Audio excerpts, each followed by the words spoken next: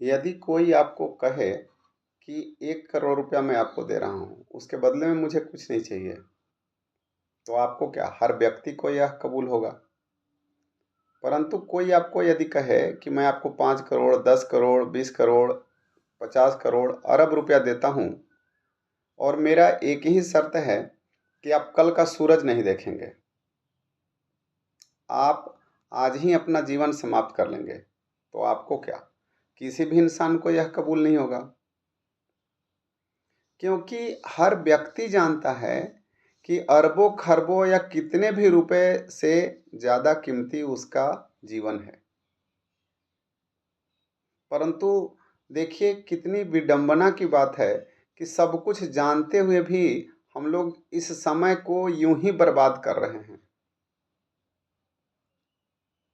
और यदि कोई व्यक्ति इस जीवन का सदुपयोग कर रहा है तो हम उस पर अपने तीक्ष्ण व्यंग करते हैं ताकि वह भी इस काम को करने से रुक जाए।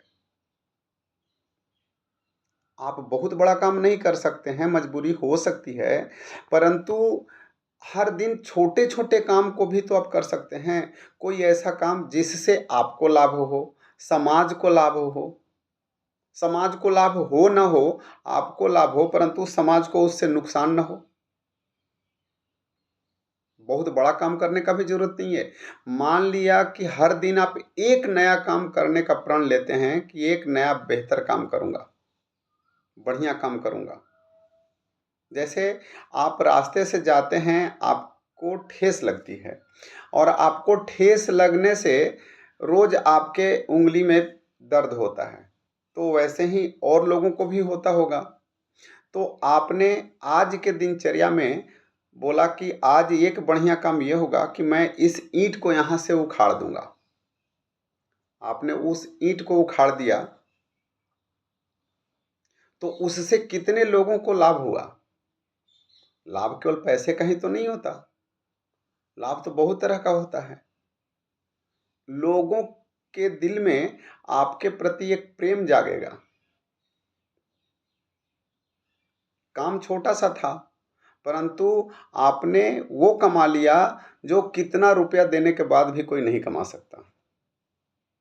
इसी तरह से यदि हर दिन एक नया काम आप करते हैं तो 365 दिन में 365 नया काम करेंगे।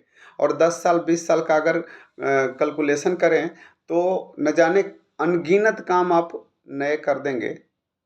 आप तो भगवान के बराबर हो गए, इतना बढ़िया बढ़िया काम कर रहे हैं आप। कभी बड़ा भी हो जाएगा, कभी छोटा भी काम हो जाएगा। समय अनमोल है, समय के कीमत को समझने की जरूरत है।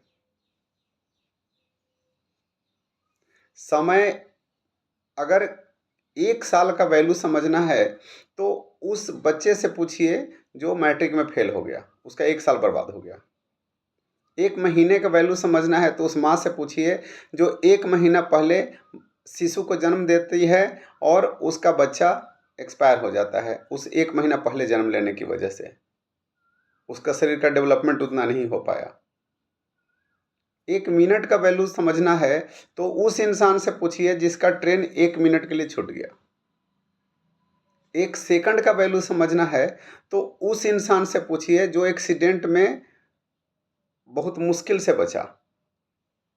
और अगर 1 मिली सेकंड का वैल्यू पूछना है तो उस ओलंपिक वाले सिल्वर मेडल के जो विजेता है उससे पूछिए कि 1 मिली सेकंड की वजह से वो गोल्ड अवार्ड लेने से चूक गया और उसको गोल्ड की जगह पर सिल्वर मिला।